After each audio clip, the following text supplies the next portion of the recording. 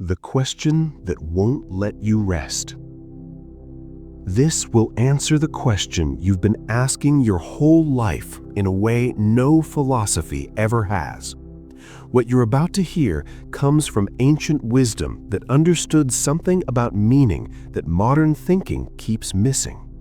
And it works differently than any answer you've been given before. The meaning of life. You've asked it 1,000 times, late at night when sleep won't come, during moments that should feel significant but somehow don't, in the middle of success that tastes strangely empty, after loss that makes you wonder what any of it was for. You're not alone in asking. This question has echoed through human consciousness for as long as minds could form words. But here's what the Buddha understood that changes everything. The question itself reveals something more important than any answer could. In the next hour, you'll discover why you keep asking this question. Not through more philosophy or concepts to memorize, but through stories that show you what your mind already knows but has forgotten. How to stop exhausting yourself searching for something that was never actually lost. Get comfortable now. Let your body settle completely. Take one full breath in and let it go. Your understanding begins here. In ancient India, there lived a young man named Malunki-Putta who became consumed by questions about existence. Not simple questions about how to live well or how to reduce suffering, deep cosmic questions about the nature of reality itself. Does the universe have a beginning, or is it eternal? Does it have an end, or will it continue forever? After death, does the self continue to exist, or does it cease completely? Is the body separate from the soul, or are they the same thing? These questions burned in his mind day and night. He couldn't meditate properly because his thoughts kept returning to these mysteries. He couldn't focus on his practice because these unanswered questions felt like stones in his shoe, constant irritants demanding attention. Finally, he could bear it no longer. He went to the Buddha and made a declaration that would become one of the most important teachings about meaning ever recorded.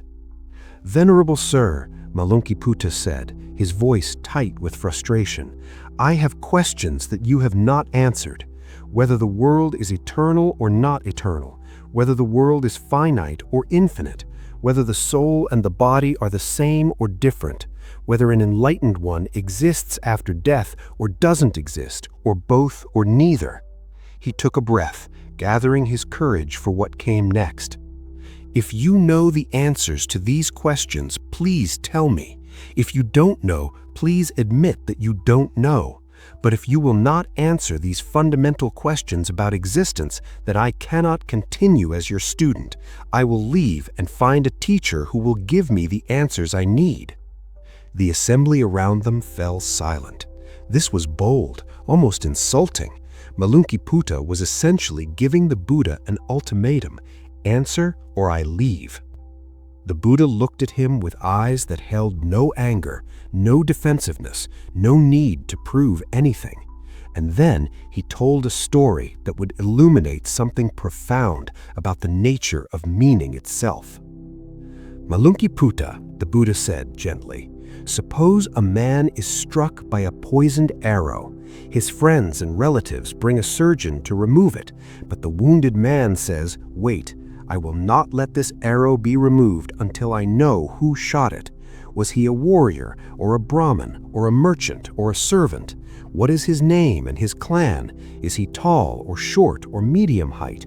Is he dark or light or medium complexion? From which village does he come?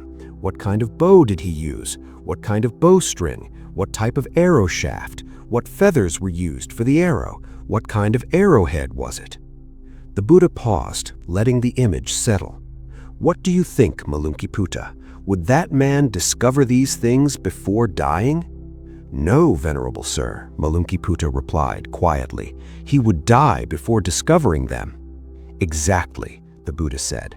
In the same way, if someone says, "I will not follow the spiritual life under the Buddha until he answers these questions about the universe and existence," that person will die before the Buddha answers these questions. He continued, his voice carrying a weight that made everyone lean closer. Whether there is the view that the world is eternal or that it is not eternal, there is still birth, there is aging, there is death, there is sorrow, lamentation, pain, grief, and despair. And it is the ending of these that I prescribe in this very life. Let those words sink in for a moment. The Buddha wasn't saying the questions were stupid or unimportant. He was pointing to something more urgent, more immediate, more relevant to the actual suffering happening right now. You have an arrow of dissatisfaction stuck in your heart, and you're refusing treatment until you understand the cosmic meaning of existence. Think about what you're doing right now, in this moment. Part of your mind is asking, what's the point of all this? What does my life mean? Why am I here? While simultaneously experiencing the actual texture of being alive. Your breath moving in and out, sensations in your body, thoughts arising and passing, the immediate reality of this moment. But you've been taught to believe that this moment isn't enough until you understand what it all means, that your life lacks something essential until you can explain its purpose in words that satisfy your thinking mind. This is the peculiar trap that Maluntyaputta fell into, and it's the same trap that keeps you asking, what's the meaning of life, over and over again. The question itself assumes something is missing. It assumes that life as it is, without a clear cosmic purpose you can articulate, is somehow incomplete, insufficient, not quite real or valid until meaning is assigned to it. But watch what happens when you ask the question. Your mind immediately starts working, searching through memories of what teachers and books have said, comparing different philosophical frameworks, analyzing whether your life matches up to various definitions of meaning, judging whether you found your purpose yet or still need to keep searching. All of this mental activity pulls you out of the direct experience of being alive and into thinking about being alive, which is like watching a movie of your life instead of living it. The Buddha taught, the world is afflicted by death and decay, but the wise do not grieve, having realized the nature of the world. That last phrase is crucial, having realized the nature of the world. Not having figured out what it all means, not having understood the cosmic purpose, but having seen directly, without the filter of concepts and questions, what's actually happening. Here's what Maluntyaputta discovered, though it took him years to fully understand. The arrow wasn't the unanswered questions. The arrow was the belief that he needed those questions answered before he could live fully. You have the same arrow stuck in your heart right now. You think you can't be completely at peace, can't fully engage with life, can't rest in contentment until you know what it all means. But meaning isn't something life lacks until you discover it. Meaning is something your thinking mind demands because it can't bear the mystery of existence without trying to capture it in concepts. There's an old Zen saying, before enlightenment, chop wood, carry water. After enlightenment, chop wood, carry water. The actions are the same. Life continues as it is. But the desperate need to have it mean something specific, to fit into a framework you can understand and explain, that need dissolves. Right now, you're alive. Your heart is beating without asking why. Your lungs are breathing without needing purpose. Your body is maintaining itself through countless processes that require no meaning to function perfectly. Life is happening, completely, entirely, with or without your understanding of what it's for. The question, what's the meaning of life, is like asking, what's the meaning of a tree? A tree doesn't mean anything. It grows, it turns sunlight into leaves, it provides shade and oxygen, it flowers and fruits, and eventually returns to the soil. None of this requires meaning, it's complete in itself. But your thinking mind can't rest with this. It wants an answer it can hold on to, examine, compare with other answers. It wants to file life under a category called meaningful, so it can stop worrying about whether existence is justified. Malunkyaputta wanted cosmic answers so he could finally relax, finally feel that his practice was built on solid metaphysical ground. But the Buddha showed him that relaxation, peace, freedom from suffering, none of these depend on understanding the universe's structure. They depend on removing the arrow of thinking you need to understand before you can fully be. Your own mind is probably doing what Malunkyaputta did. Even as you hear these words, part of you is asking, okay, but what is the meaning then? You can't just say the question doesn't matter. There has to be some point to all of this. That voice, that insistence, that demand for meaning before you'll allow yourself to rest in what is, that's the arrow. Not the question itself, but the desperate quality of the asking, the sense that something fundamental is missing until you get an answer that satisfies your thinking mind. But here's what the Buddha understood. Here's what every awakened teacher throughout history has pointed towards. The meaning of life isn't hidden somewhere waiting to be discovered. It's not a secret truth only the wise know and you don't.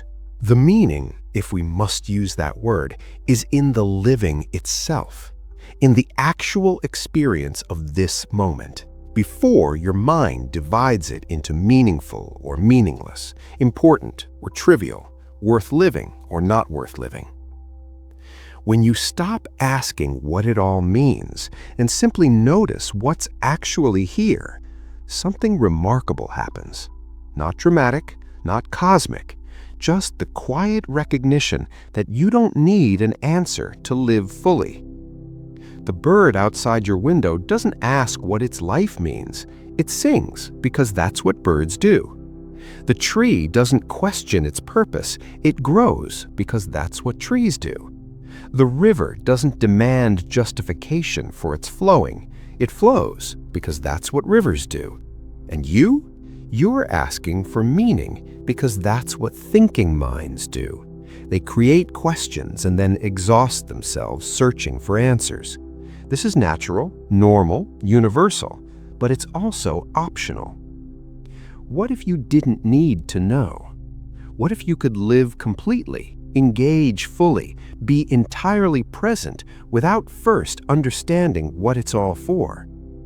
This isn't giving up on meaning. This is discovering that meaning isn't separate from life, waiting to be added to it. Meaning isn't the destination of your search. It's what remains when the searching stops. Malunkyaputta eventually understood this. He stopped demanding cosmic answers and started practicing with what was right in front of him. His suffering, his breathing, his moment-to-moment experience of being alive. And in that practice, he found something deeper than any philosophy could provide. Not answers, not explanations, not cosmic purpose, but freedom from the exhausting need to have everything make sense before allowing himself to fully be. The meaning of life isn't a question to be answered, it's a burden to be set down. But if the question itself is the problem, what happens when we can't stop asking? When the need for meaning becomes so desperate that nothing satisfies? The next part explores this. What happens when seeking itself becomes the cage that keeps you from what you're looking for? The seeking that creates the emptiness. You've been looking for meaning in all the wrong places, not because you're stupid or doing it wrong, but because the act of looking creates the very sense of lack you're trying to fill. What you're about to understand has freed countless people from the exhaustion of endless seeking. There's a peculiar thing that happens when you search for meaning. The harder you look, the more convinced you become that it's missing. Every book you read about life's purpose, every philosophy you study, every teacher you consult, they all reinforce one fundamental assumption, that meaning is something you don't have yet, something out there waiting to be found. But what if the seeking itself is what makes you feel empty? In ancient China, there lived a scholar named Wang who devoted his entire life to understanding the meaning of existence. He wasn't content with simple answers or religious platitudes. He wanted deep philosophical truth that could withstand any scrutiny.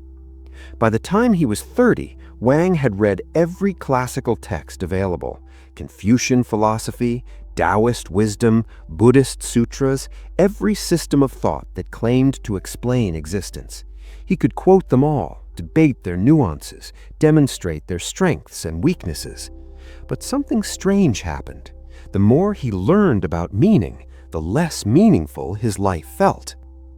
He would finish a profound text about the purpose of existence and feel a momentary satisfaction. Yes, this makes sense. This explains why we're here. But within days, sometimes hours, doubt would creep back in. Maybe that wasn't quite right. Maybe the truth is actually this other perspective. So he would read another text, study another system, search for another answer, and the cycle would repeat. Brief satisfaction, then renewed doubt, then more searching. By 40, Wang had become one of the most knowledgeable philosophers in the region.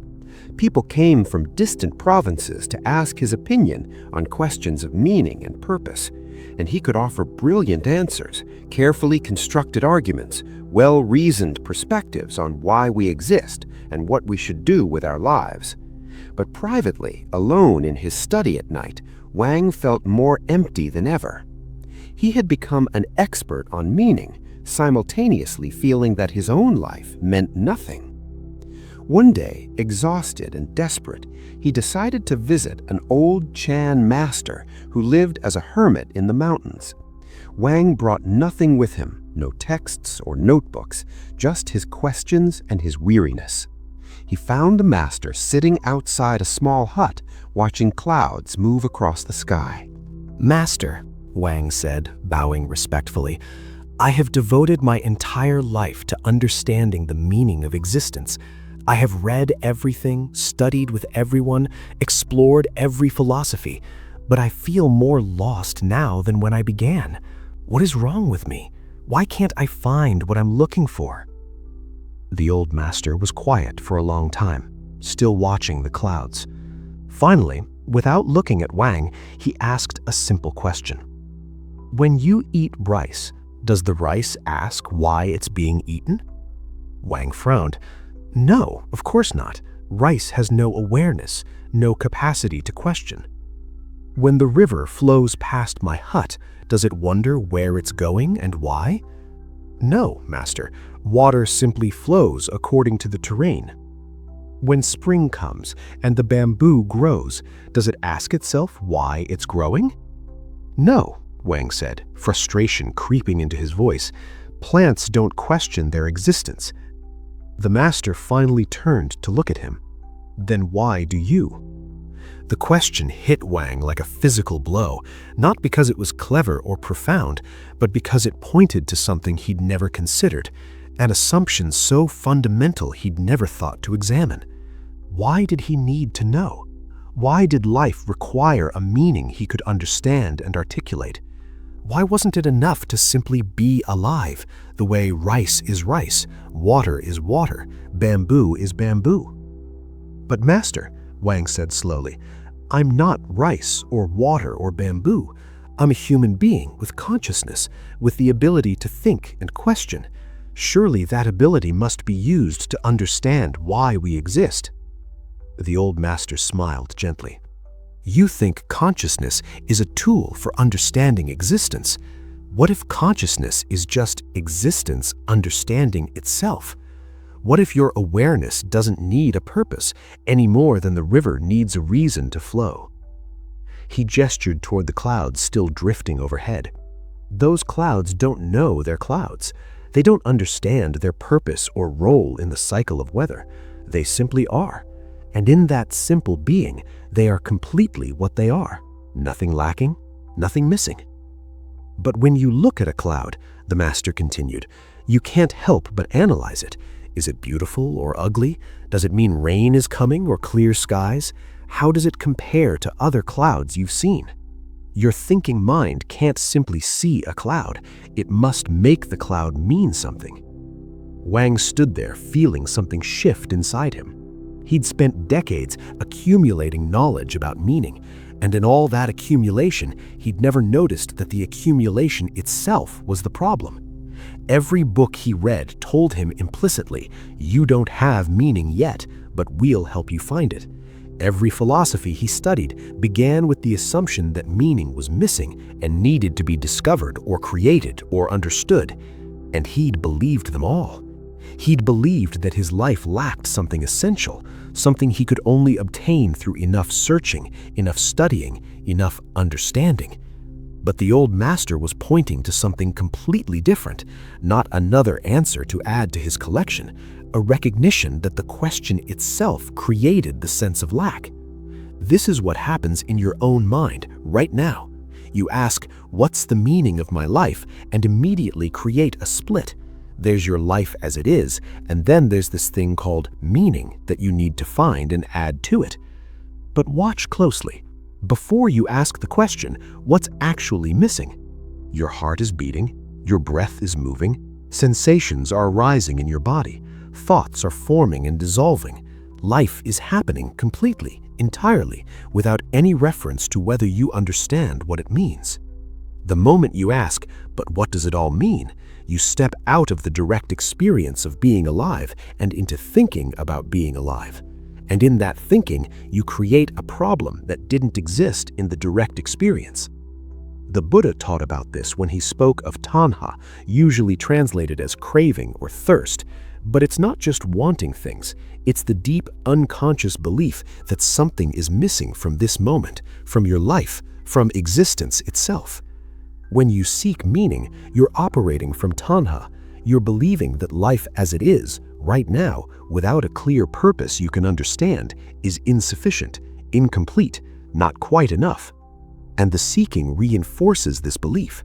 Every time you pick up a book about finding your purpose, every time you listen to a talk about life's meaning, every time you analyze whether your actions are meaningful enough, you're confirming the assumption that meaning is absent and needs to be found.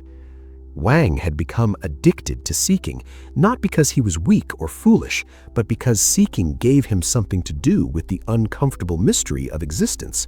As long as he was searching for meaning, he didn't have to face the possibility that existence doesn't need meaning the way his mind insists it does. This is the trap. The seeking itself becomes a way to avoid life as it is. Because if you're always looking for meaning in the future, in the next book, the next insight, the next level of understanding, you never have to fully be present with what's actually here now. Which might not feel meaningful enough, might not satisfy your mind's demand for cosmic significance, might be just ordinary, simple, undramatic existence. Your thinking mind can't bear this. It wants life to be special, significant, meaningful in ways it can understand and explain to others. It wants to know that your existence matters in some grand scheme, that you're here for a reason, that it all adds up to something important. But the Buddha pointed to something radically different. He said, "In the seen, there is only the seen. In the heard, there is only the heard. In the sensed, there is only the sensed. In the cognized, there is only the cognized." This isn't philosophy. It's an invitation to notice what's actually here before you add layers of meaning and significance to it, before you decide whether it's meaningful enough to justify your existence. Right now, there's breathing happening. Just breathing. Your mind wants to make it meaningful breathing, purposeful breathing, breathing that serves some higher goal. But the breathing itself doesn't need any of that. It's complete as it is. Right now, there are sensations in your body, just sensations. Your mind wants to know what they mean, whether they're important, what you should do about them. But the sensations themselves are simply arising and passing, complete in themselves, without needing interpretation. Right now, you're alive, just alive, and your mind wants to know what being alive means, what purpose it serves, where it's all going. But the being alive itself is already complete, already whole, already enough. This is what Wang began to understand sitting with that old master, watching clouds drift by, The clouds weren't trying to mean anything. They were simply being clouds. And in that simple being, they lacked nothing. Could he be the same way? Could he simply be alive without needing it to mean something his thinking mind could grasp and approve? The master gave him a practice that sounds almost too simple to work. Tomorrow, he said, I want you to do nothing. No reading, no studying, no analyzing. Just sit here with me and watch clouds. When your mind asks, what's the point of this? Just notice that question and return to watching clouds. Wang stayed with the master for a month, doing nothing but the simplest tasks, fetching water, preparing rice, sweeping the grounds, watching clouds. No philosophy, no deep discussions about meaning, no searching at all. But gradually, something else emerged. Not answers or insights he could articulate, more like a quiet recognition that life was happening perfectly well without his understanding of what it meant. The rice tasted good without needing to mean anything. The water was cool and satisfying without serving some cosmic purpose. The sweeping kept the grounds clean whether or not he understood why he existed. The clouds drifted by, beautiful and complete, without any reference to human questions about meaning. And he was breathing, sensing, being alive, all of it happening completely without requiring his philosophical approval. This doesn't mean Wang stopped thinking or questioning, but the desperate quality of the seeking dissolved. He could engage with ideas without needing them to finally, definitively explain what it all meant. He could appreciate philosophy without depending on it to justify his existence. The seeking that creates emptiness isn't the simple act of asking questions or exploring ideas. It's the desperate belief that you can't be okay until you find an answer, that your life is on hold, incomplete, not fully valid until meaning is discovered. This belief exhausts you because meaning, defined as some cosmic purpose you can understand and articulate, is always just beyond reach. You find something that satisfies for a moment, then doubt creeps back in, then you're seeking again. But what if you're already living meaningfully? Not in the sense of having discovered the grand purpose of existence, but in the sense of being fully alive moment by moment, complete in the simple act of existing. What if the meaning isn't hidden somewhere waiting to be found? What if it's right here, in the breathing, the sensing, the being alive? Not as a philosophical concept to understand, but as a direct reality to experience. Your mind won't like this. It wants something more special, more significant, more worthy of the effort you put into living. It wants cosmic validation that your existence matters in some grand scheme. But rice doesn't need cosmic validation to be rice. Water doesn't need philosophical justification to flow. Clouds don't need metaphysical approval to drift across the sky. And you're alive, right now, completely, whether you understand what it means or not. The seeking creates emptiness by constantly confirming that meaning is absent. But what happens when the seeking itself becomes impossible? When life strips away everything you thought gave it meaning? The next part explores this crisis, when nothing means anything anymore, and the ground beneath your feet disappears completely. When nothing means anything. There comes a moment when the question of meaning isn't philosophical anymore, when it's not about finding your purpose or understanding cosmic design. It's about survival, when everything you thought gave life meaning suddenly disappears, and you're left staring into an emptiness that terrifies you. What you're about to hear shows what happens in that darkness and what unexpected freedom can emerge from it. In a village in ancient India, there lived a woman named Patachara. By all external measures, her life was meaningful. She had a loving husband, 2 beautiful children, elderly parents who adored her. She had purpose, connection, things that mattered. If anyone had asked her whether life had meaning, she would have pointed to her family without hesitation. Then, in a single day, everything that gave her life meaning was destroyed. She was traveling with her husband and 2 young children during monsoon season. They needed to cross a river swollen with rain. Her husband went first, carrying their youngest child, an infant still nursing. The current was stronger than he expected. Patachara watched from the riverbank, holding their older son, as her husband lost his footing. The water swept him and the baby away. She screamed, but the river swallowed the sound along with her husband's desperate attempts to keep the infant's head above water. In shock, in horror, she grabbed her older son's hand and started running along the riverbank, some desperate part of her brain thinking she could find them downstream, pull them to safety. But her older son, terrified and confused, pulled away from her grip and ran back toward where they'd been. Before she could catch him, a hawk, massive and hungry, descended from the sky. She watched her second child disappear in the bird's talons, his screams fading as the hawk carried him away. Within minutes, both her children and her husband were gone. The three people who made her life meaningful, who gave her days purpose and her heart direction, simply ceased to exist. She stumbled back to her village alone, her mind shattered, barely able to walk. And when she arrived, she found that during the storm, her parents' house had collapsed. They were dead, buried in the rubble. In one day, Patachara lost everything. Not just her family. She lost the entire framework of meaning her life was built on.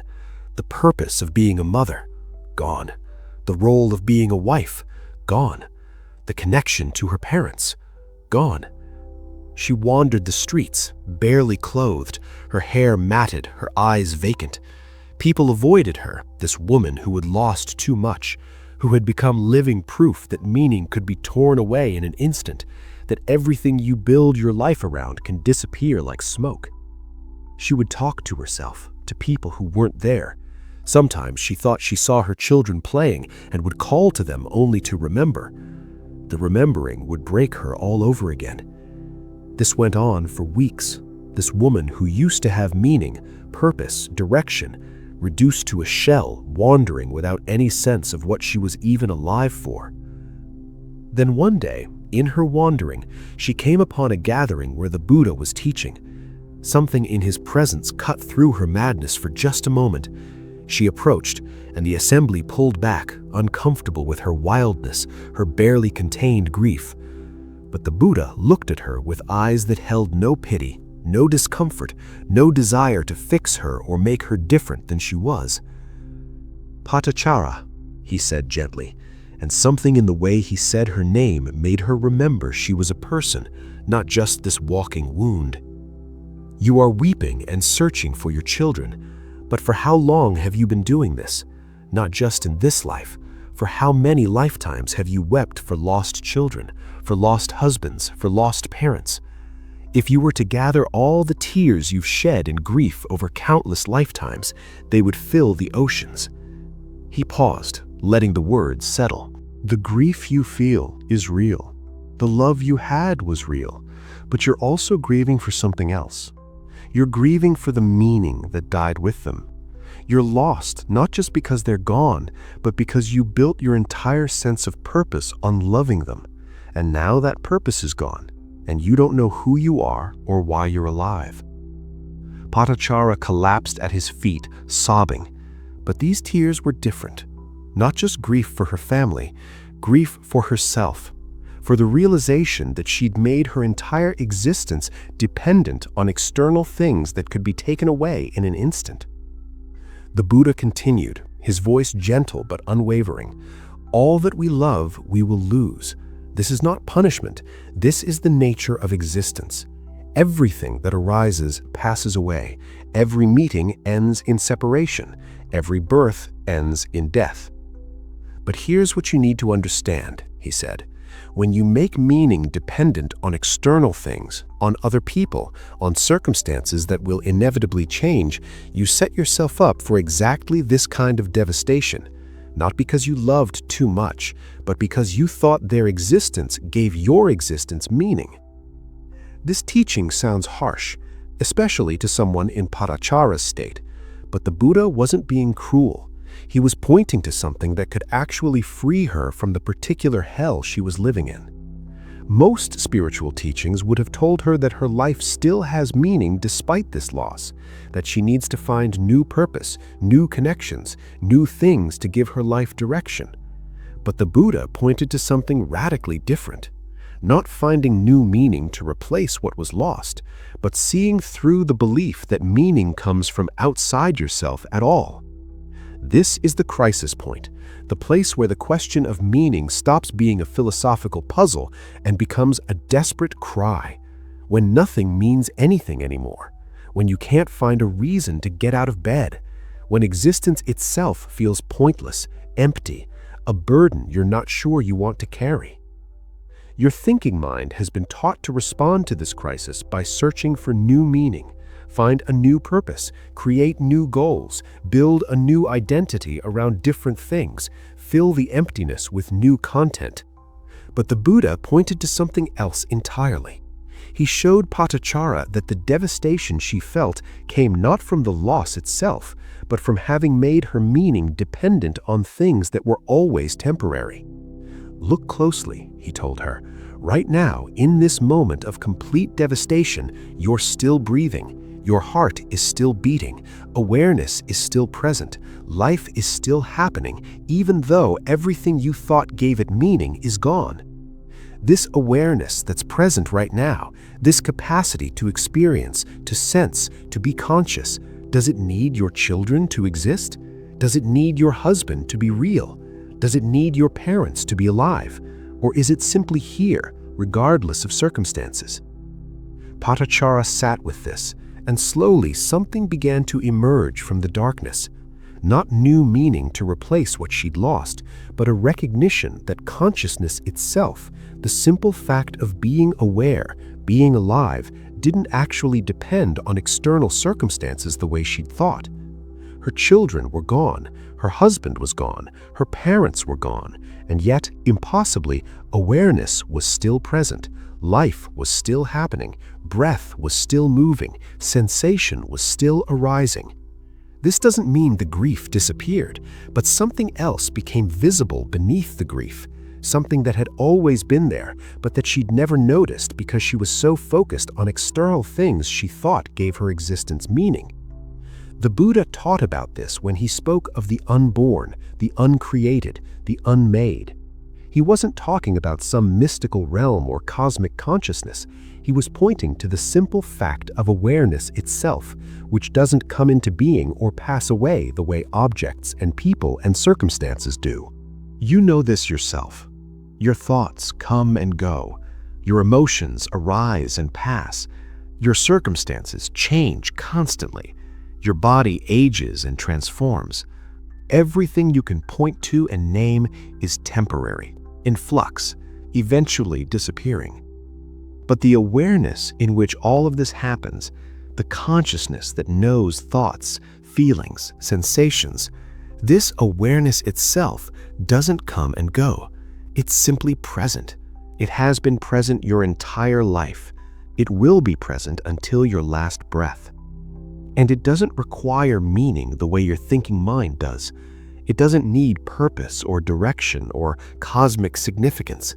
It simply is, the way space simply is, holding everything without being affected by what it holds. This is what Patachara began to see, not as a philosophical concept, but as direct recognition. When everything that gave her life meaning disappeared, what remained was this simple awareness, still here, still functioning, still conscious. And in that recognition, something shifted. Not that her grief became less real or her loss less devastating, but that her fundamental okayness, her basic capacity to be alive and aware, didn't actually depend on external meaning the way she'd thought. She had built her entire identity, her entire sense of purpose around being a mother, a wife, a daughter. And when those roles disappeared, she thought she disappeared with them. That without those meanings, she was nothing. But awareness doesn't have roles. Consciousness isn't a mother or a wife or a daughter. It's just the capacity to be present, to experience, to know. And that capacity was completely intact, even in total devastation. This recognition didn't make her happy. It didn't replace her grief with joy, but it did something more fundamental. It showed her that her existence didn't require the meanings she'd attached to it, that life could continue, awareness could be present, even when nothing meant anything anymore. This is the dark gift of the crisis. When everything that gave your life meaning disappears, you're forced to discover what remains when meaning is gone. And what remains is simpler, more fundamental, less dependent on circumstances than you ever imagined. Your thinking mind will resist this teaching fiercely. It wants to believe that meaning is essential, that without purpose life isn't worth living, that you need something to give your existence significance. But in the deepest crisis, when nothing means anything, you discover something unexpected. That awareness doesn't need meaning to exist, that consciousness is present whether your life feels purposeful or pointless, that being alive continues, breath by breath, moment by moment, with or without cosmic significance. Patachara eventually became one of the Buddha's most accomplished students, not because she found new meaning to replace what she lost, but because she saw through the belief that meaning was necessary at all. She lived, she taught, she helped others who were suffering, but she didn't do it to give her life meaning. She did it because it's what naturally arose from awareness that was no longer dependent on external circumstances for its okayness. This is the hardest teaching, the one that sounds almost cruel in its simplicity, that maybe you don't need life to mean something. Maybe the desperate search for meaning is itself the problem, not the solution. When nothing means anything, you're standing at the edge of something your thinking mind can't comprehend. Not despair, though it feels like despair, but the possibility of a kind of freedom that doesn't require meaning at all. Yet from this darkness, something beautiful can emerge. Not new meaning to fill the void, but a different way of being altogether. The next part shows what grows in the soil of this emptiness, and why it's more alive than anything you've known before. What the lotus knows that you've forgotten. There's a flower that grows in the muddiest water and emerges pristine, not by avoiding the mud or transcending it, but by being exactly what it is without asking why. What you're about to understand will change how you think about your own life, growing from difficult circumstances. In Buddhist teaching, the lotus is perhaps the most revered symbol, not because it's exotic or rare, but because of how it grows. Its roots anchor deep in mud at the bottom of ponds, thick and dark and full of decay. The stem rises through murky water, navigating obstacles and darkness, and then impossibly, it breaks through the surface and blooms in pristine beauty, water drops rolling off its petals like jewels. What makes the lotus remarkable isn't that it escapes the mud, it's that the mud is essential to its existence. The lotus doesn't grow despite the mud, it grows because of the mud. The nutrients it needs, the anchor it requires, the very possibility of its beauty, all of this comes from the darkness at the bottom of the pond. But here's what makes the lotus truly extraordinary, what makes it the perfect teaching about meaning. The lotus doesn't wonder why it's growing from mud. It doesn't ask what its life means or question whether its existence is justified. It doesn't compare itself to flowers that grow in clean soil and feel ashamed of its muddy origins. It simply grows, perfectly, completely, each stage of its development whole and sufficient in itself. In a monastery in Thailand, there lived a young monk named Sonam who struggled with exactly this question. His life circumstances weren't what he'd wanted. He'd come from poverty, from a family broken by addiction and violence. His childhood was the mud, dark and difficult, full of pain he hadn't chosen and couldn't escape. He'd become a monk hoping to transcend all of that, to leave the mud behind and become like the lotus flower, pristine and beautiful. But years into his practice, he still felt contaminated by his past, still felt that his difficult origins somehow made his existence less meaningful than others who'd come from better circumstances. He would watch other monks, ones who'd had supportive families, good educations, normal childhoods, and he'd think, "They're real lotus flowers. They have clean roots. My mud is too dark, too thick. I'll never be truly beautiful because of where I came from." This suffering consumed him, not just the pain of his past, but the belief that his past made his present less valuable, that meaning was available to others but not to him, because the mud of his life was too impure. One day, his teacher found him sitting by the monastery pond, staring at the lotus flowers blooming there. "Why so troubled?" the teacher asked. Sonam gestured toward the flowers. "I want to be like them, beautiful, pure, meaningful, but my roots are in such dark mud. How can anything good grow from something so bad?" The teacher was quiet for a long moment, looking at the lotuses. Then he waded into the pond, his robes getting wet and muddy, and gently pulled up one of the most beautiful lotus plants, roots and all. He carried it to shore and laid it at Sonam's feet. The roots were thick with black mud, tangled and dark, nothing pure or beautiful about them. "Look closely," the teacher said. "Where does the beauty come from?" "From the flower," Sonam said. "And where does the flower get its nutrients, its energy, its very ability to exist?" Sonam looked at the muddy roots. "From the mud." "Exactly," the teacher said. "The darkness you're ashamed of, the difficult past you think disqualifies you from meaning, that's not despite which you must bloom. That's the very source of your flowering." He continued, his voice gentle but firm. "You think meaning comes from having the right conditions, the right childhood, the right opportunities, the right circumstances. And when your conditions aren't ideal, when your mud is dark, you think this disqualifies you from living meaningfully. But the lotus knows something you've forgotten. It knows that perfect conditions aren't necessary for beauty, that transformation doesn't require ideal circumstances, that meaning doesn't depend on having a clean, pure foundation. The Buddha himself taught this. He said, 'No mud, no lotus.' Not despite the mud, but no mud, no lotus. The difficult circumstances aren't obstacles to meaning, they're the raw material for it." Think about your own life. The difficulties you've faced, the pain you've experienced, the circumstances you didn't choose. Your thinking mind looks at all of this and says, "If only these things had been different, then my life could be meaningful. Then I could bloom like others who had better conditions." But you're making the same mistake Sonam made.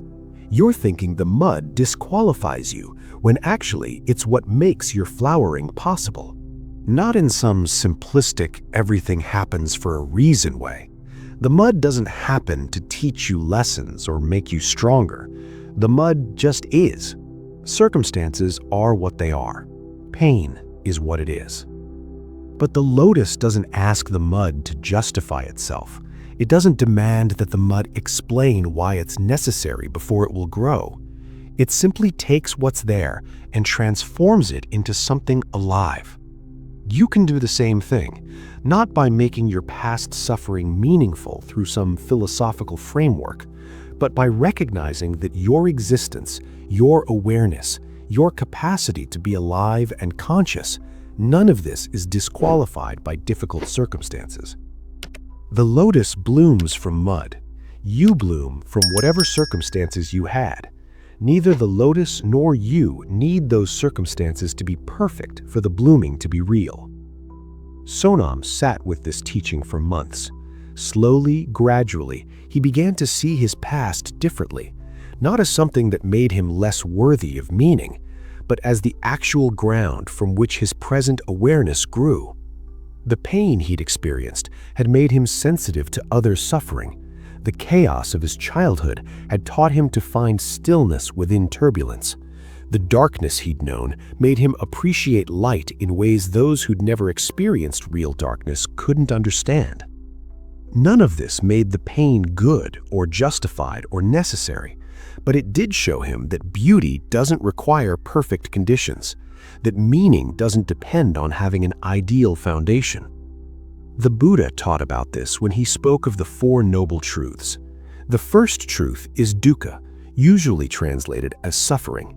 Everything that arises is marked by unsatisfactoriness, difficulty, the inability to provide permanent satisfaction. Your thinking mind hears this and thinks it's pessimistic, but it's actually deeply liberating, because if everything is marked by difficulty, if every condition is imperfect, then you don't need to wait for perfect conditions before you can bloom. The mud is already here. Your circumstances are what they are. Your past is what it is, and none of that disqualifies you from the simple, profound act of being alive right now. The lotus doesn't think about meaning. It doesn't wonder if its life has purpose. It doesn't compare itself to other flowers or wish it had different roots. It simply does what lotuses do. It grows, it blooms, it exists completely in each moment of its development. And you? You're doing the same thing, whether you recognize it or not. You're growing from whatever mud you have. You're blooming with whatever circumstances you've been given. You're alive, aware, conscious, regardless of whether your conditions are ideal.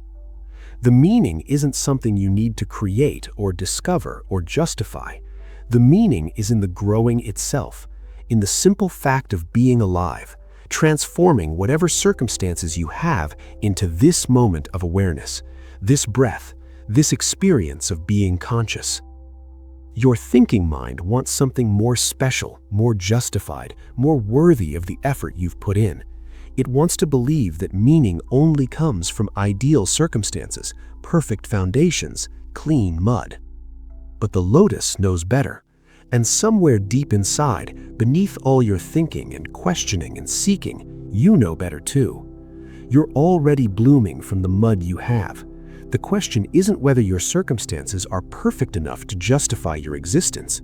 The question is whether you can recognize that you're already growing, already transforming, already alive, regardless of how dark the mud is.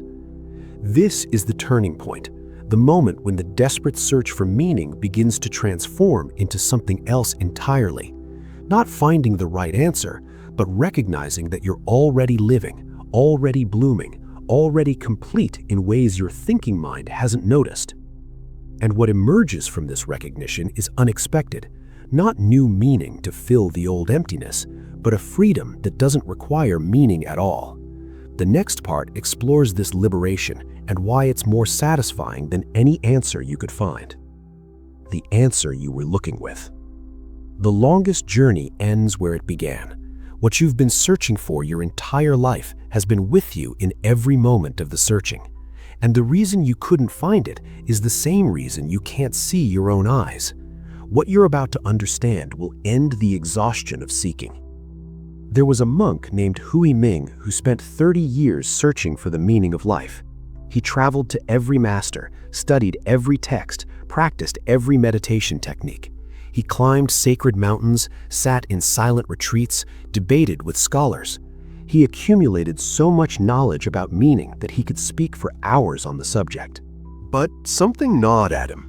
Despite everything he'd learned, despite all his understanding, he still felt like he was missing something essential, like the real answer was just beyond his grasp, waiting in the next teaching, the next practice, the next insight. One day, exhausted and discouraged, Hui Ming decided to visit one final teacher who lived in complete seclusion. The journey took weeks through difficult terrain, and on the last day, as he approached the teacher's hermitage, he came to a small stream he needed to cross. The water was perfectly still that morning, not a ripple, like glass reflecting the sky. Hui Ming stepped carefully onto the stones in the stream, making his way across. Midway through, he paused to steady himself, and in that pause, purely by chance, he glanced down at the water. There, looking back at him from the surface, was his own face. It wasn't the first time he'd seen his reflection. He'd seen it countless times, in mirrors, in ponds, in still water, but something about this moment was different. Maybe it was the exhaustion from 30 years of seeking. Maybe it was the particular quality of morning light. Maybe it was simply that he was finally ready to see what had always been there. He stared at his reflection, and suddenly, with devastating clarity, he saw what he'd been doing all these years. He'd been searching everywhere for the meaning of life, in teachings, in practices, in the words of masters. He'd been asking everyone, what does my life mean? Why am I here? What am I supposed to be doing? But the one who was asking, the one who was searching, the one who wanted to know, that awareness had been present all along. In every moment of seeking, in every practice, in every question and doubt and desperate prayer for understanding. He'd been looking for his own face everywhere except in the mirror. The meaning he sought wasn't something hidden in ancient texts or esoteric practices. It wasn't something he needed to acquire or achieve or earn. It was what he was looking with, not what he was looking for. It was awareness itself. The simple fact of being conscious, being present, being alive. That awareness had been present when he was a child, before he ever asked about meaning. It had been there through every moment of searching, every practice, every insight and disappointment. It had never been absent. It had never needed to be found. He just never recognized it because he was so busy looking for something else, something more special, more significant, more worthy of being called the meaning of life. Huiming stood in that stream for a long time, water flowing around his legs, staring at his own reflection. And slowly, tears began to fall. Not tears of sadness, tears of recognition and relief, and the strange humor of having searched for 30 years for what had never been lost. He never made it to the hermitage. He turned around and walked back down the mountain because he'd found what he'd been looking for, and it had been with him every step of the journey. This is the final teaching, the one that completes the circle, the one that shows you what you've been missing while you've been searching. You've been asking, what's the meaning of my life? For how long? Years? Decades? Your whole life? And in all that asking, have you ever stopped to notice who's asking? Not your name or your identity or your story, but the awareness that's present behind the question, the consciousness that knows the question is being asked. That awareness, is it something that needs meaning before it can exist? Does it require cosmic purpose before it can be present? Is it waiting for you to figure out what life means before it can be real? Or is it simply here, now, in this moment, reading these words, hearing these sounds, being conscious, aware, alive? The Buddha taught something that sounds like a riddle.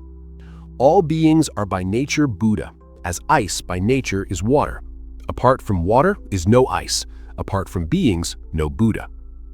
What he meant is this. You're not trying to become something you're not. You're not trying to find something that's missing. You're trying to recognize what you already are beneath all the stories about being insufficient, incomplete, not there yet. The meaning of life isn't hidden somewhere waiting to be discovered. It's not a secret truth that requires years of searching to uncover. It's what's looking right now, what's aware right now, what's alive right now. You are the meaning you've been seeking. Not your achievements or your purpose or the contributions to the world. Not the story of your life or the role you play or the identity you've built, but the simple, fundamental fact of awareness being aware. This awareness doesn't need justification. It doesn't require cosmic purpose. It doesn't depend on understanding why it exists. It simply is, the same way space simply is, holding everything without asking what it's for. Your thinking mind will resist this teaching with everything it has, because the thinking mind is invested in the search. It wants meaning to be something complex that requires intelligence to understand. It wants life's purpose to be something special that separates those who've figured it out from those who haven't. But awareness doesn't care what your thinking mind wants. It's present regardless, in every moment, whether you're succeeding or failing, whether you feel purposeful or lost, whether you understand anything or not. Right now, as you hear these words, what's more fundamental, the content of the words or the awareness that knows the words? the meaning you're trying to extract, or the consciousness that's present to receive it. The Buddha once said, "In the seen, there is only the seen. In the heard, only the heard. In the sensed, only the sensed. In the cognized, only the cognized." He wasn't describing some advanced meditative state. He was pointing to what's already here, direct experience, before your thinking mind divides it into meaningful or meaningless, important or trivial, worth your attention or not. There's breathing happening right now. Just breathing. Your mind wants it to be meaningful breathing, purposeful breathing, breathing that serves some higher goal. But the breathing itself doesn't need any of that. It's complete as it is. There's awareness of breathing, just awareness. Your mind wants to know what that awareness means, what it's for, how it fits into some grand cosmic plan. But the awareness itself is simply present, complete, whole, without requiring meaning. This is what Hui Ming saw in his reflection. Not a new answer to add to all the answers he'd collected, but the recognition that the seeker and the sought were never actually separate. Every time he'd asked, "What's the meaning of life?" it was awareness asking about awareness, consciousness wondering about consciousness, life questioning life. The answer wasn't in some teaching or practice or insight. The answer was in the asking itself, in the simple fact that awareness was present to form the question at all. You've been doing the same thing. Every moment you've spent wondering about meaning, awareness has been present. Every time you felt lost or purposeless, consciousness has been there knowing that feeling. Every moment you've searched for what your life is for, aliveness has been happening perfectly without needing an answer. The meaning isn't something life lacks until you discover it. The meaning is the fact that life is happening at all, that awareness exists, that you're here, now, conscious, present, alive. Not as a philosophical concept to understand, but as a direct reality you're experiencing right now. This doesn't mean your life suddenly becomes perfect, or all your problems disappear, or you float around in bliss forever. It means something simpler and more profound. It means you can stop exhausting yourself searching for what was never actually lost. Stop believing you're insufficient until you find meaning. Stop waiting to understand before you fully live. Hui Ming walked down that mountain a different person, not because he'd gained something new, but because he'd recognized something that had always been present.